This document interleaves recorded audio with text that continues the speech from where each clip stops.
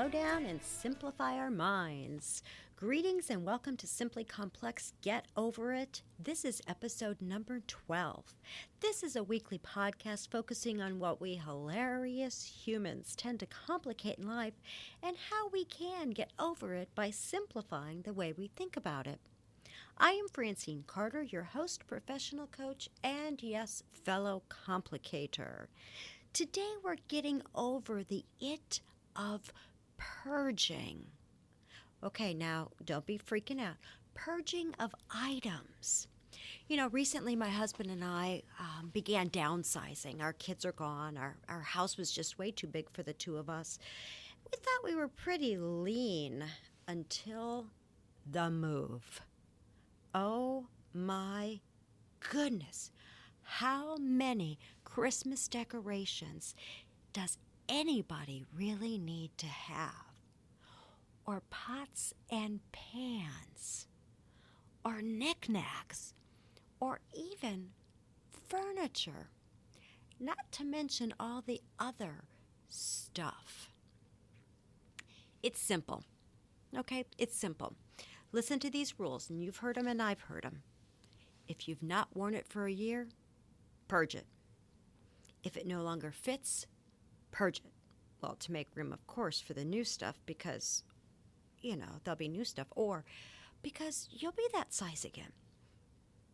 Do you really need it? Does it bring you joy? If not, purge. We've all heard these. Very simple. My thing is dresses. They're nice. Maybe I've worn them a few times. Maybe they're too small now. Doggone menopause and wine. Ugh. Yet I'll get into them again. I only wear them a few times here or there, so I can wear them again. And yet when I go in to get that to wear, I think, no, I'm pretty tired of that. All these excuses to not get rid of. My mom's thing is recipes. She's going to hate the fact that I used her on my podcast, but oh well. She's got so many file folders full of recipes. They're cut out of magazines and they're even laminated. And some of them are even put into file folders that are clipped together and protected with protective coatings. It's amazing. The catch with these recipes? She's never made any. She loves to go out to eat. Plus, we can look up all the new recipes online. Yet she still has a flip phone. Simple, yes? Sure. Purge if it's not used. No longer serves you. You don't like it. But yet it's not so simple. The complexity comes into play with an emotion tied to the object, and it's usually with a memory. Usually with my dresses, I'll be thinking, but I wore that dress at that function and it was so much fun. Oh, I felt so good in that. I looked so great in that. That was before menopause and wine, but I digress once again. My mom, the recipes, they represented things that she and my dad talked about making. And he did a lot of cooking later in life. Yet she still liked to go out to eat, but she held on to those recipes. It's emotions, memories. This complicates the purging. So keeping this complex task simpler, maybe we just need to review the memories as we look at it. Laugh, cry, reminisce about it.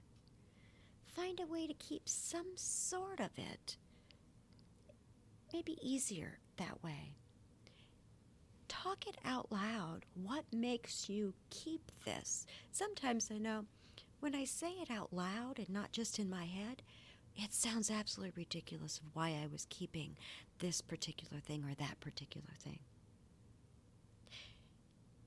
And yet, it can be a part of you that you just can't part with.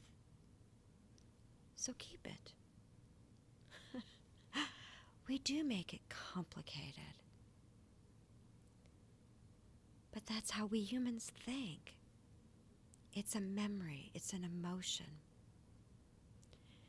So as you're looking around and you're thinking about purging, you're thinking about getting to much more of a minimalistic way of living, ask yourself if it does serve you. And if it really doesn't serve you, purge it. If it serves you for an emotion or a memory, maybe you're just not ready. That's okay too. It's not simple, and yet it's not complicated. Or is it? Amazing. Well, thank you for listening, thinking, and maybe even laughing with me today as we explored getting over the complexities in life by simplifying our thoughts about it. Want more? Go to my website at www.actioncoachingtraining.com to activate your next steps.